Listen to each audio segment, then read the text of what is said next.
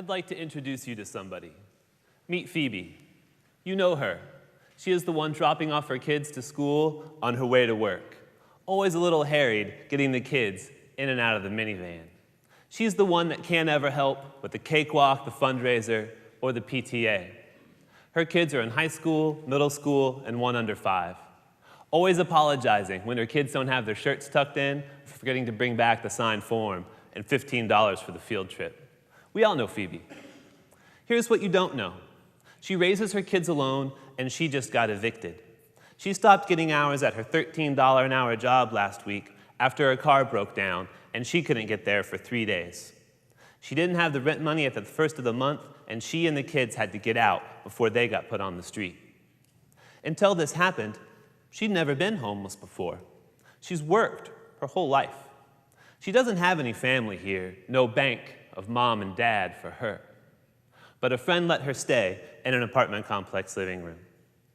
She doesn't have any savings with her $13 an hour job and 3 growing kids, $400 in food support, and child care assistance. She was surviving.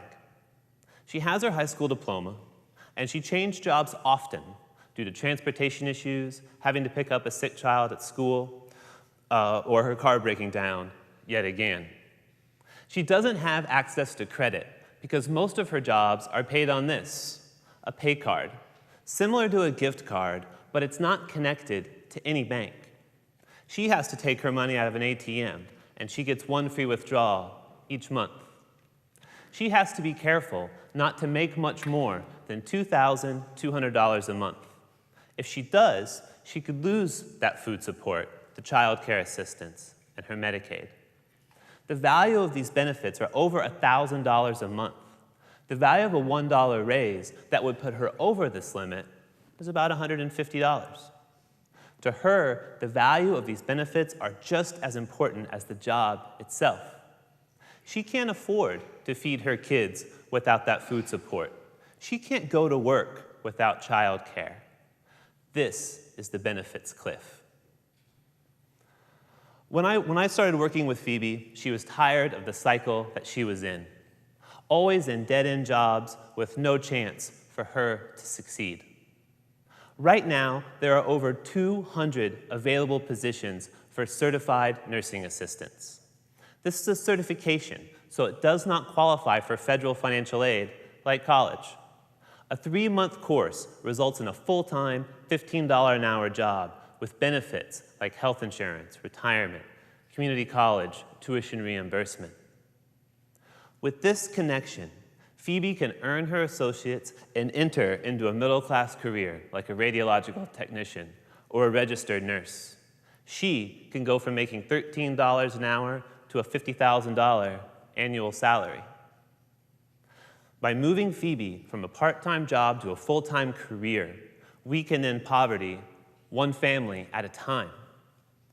But why didn't Phoebe take advantage of this program? Well, she'd never heard of it.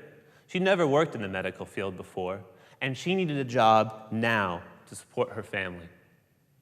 While Phoebe and her kids get ready for school in that apartment complex living room that her friend let her stay at, other kids are getting ready for a day of school, followed by club sports, dance recitals, ACT prep.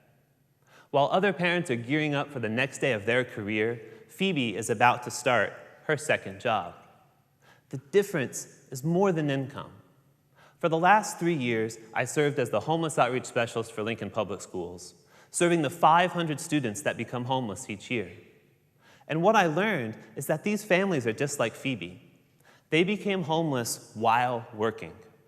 Something bad happened, and they didn't have the savings, access to credit, or friends and family to cover the expense. Take Lincoln, a town of low crime, low unemployment, and low cost of living. Poverty rose 58% in the last decade. 58. As we rose out of the recession, many full-time jobs became part-time. Most people are working, but many are underemployed, like Phoebe, working less than 40 hours a week. Nebraska has one of the highest rates of people that have to work more than one job. Many people in this situation don't know about the hundreds of available certified positions that require a certification or an associate's degree. When you are focused on your next paycheck, imagining a career pathway and the time it takes can seem unapproachable. I believe that what unites Americans is the desire for the equality of opportunity, the ability of anyone to pull themselves up, become successful, and give a better life to their children. This idea, I believe, is the core of the American identity. Think about the way that people in the middle and professional class find their jobs. It's word of mouth, networking, a degree. Working class families need the same access to services and resources to enter into the middle class and never need public benefits again. We can make these connections.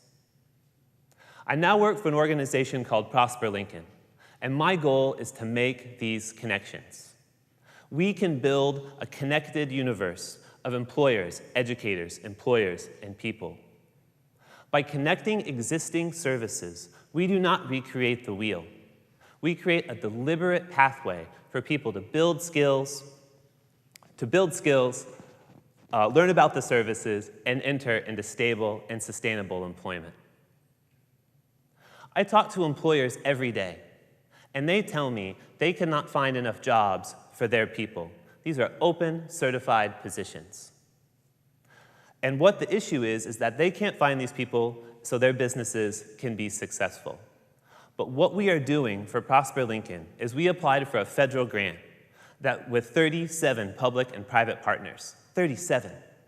This grant would pay for certifications and associate's degrees for people to enter into middle-class, in-demand medical career pathways. This is a new model that pays for childcare and transportation while in school. We can make these connections. People like Phoebe on income-based benefits, those escaping domestic violence, refugees, people reentering from corrections, all have caseworkers. Phoebe's caseworker didn't know, couldn't possibly know, about all the in-demand career pathways in our community. To fix this issue, we're going to have a career fair. This career fair will be for employers and caseworkers and human service professionals. 50 caseworkers and human service professionals will learn about the hundreds of open jobs that are available with a certificate or an associate's degree. Thousands of people will take this knowledge from the caseworkers to improve their lives. What about those people without a caseworker? They can walk into the American Job Center and get help from a trained professional. This will not be a one-time event, and it builds what we already have, jobs and people. So that businessman I was talking to who said he can't fill his jobs, these are middle-class careers, certified, things like IT, registered nurses, welders, HVAC, diesel technicians. These jobs aren't going anywhere. They're actually growing in need with baby boomers retiring and businesses hiring. We can make this connection. Here is a different story than Phoebe. Meredith moved here from Arkansas with her 3 kids to escape domestic violence. She moved here with the only friend that she knew, and the 4 of them stayed in a small bedroom. Before she moved here from Arkansas, she was a certified nursing assistant. The problem was she went to apply for that same job at a local hospital and was told, no, you have to get certified here in this state. She didn't know what to do. So she went back to her friend's apartment and she applied for a job at a gas station down the street. Her and I started to work together. We applied for jobs. We got her CNA recertified at the health department. Within 3 days of us applying, she had a job, full-time, with benefits, tuition reimbursement, health insurance, all the things. She started on this job, and she saved her money and got a small apartment of her own. A clothing closet helped with clothes. A local church donated furniture and filled her space. She even received a brown, slightly rusty 1988 Honda Accord. It was an ugly car. It sounded like a lawnmower, but it got her to work and back. These are the connections and the relationships that many of us take for granted. When we think about certification, certification creates stability.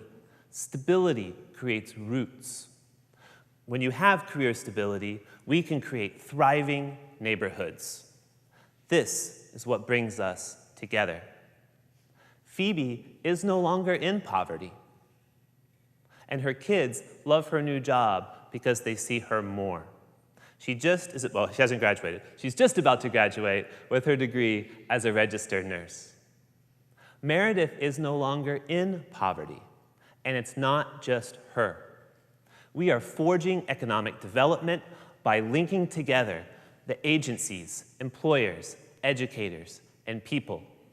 We can do this. Meredith is no longer in poverty, and she is not alone. There are thousands more like her ready to start.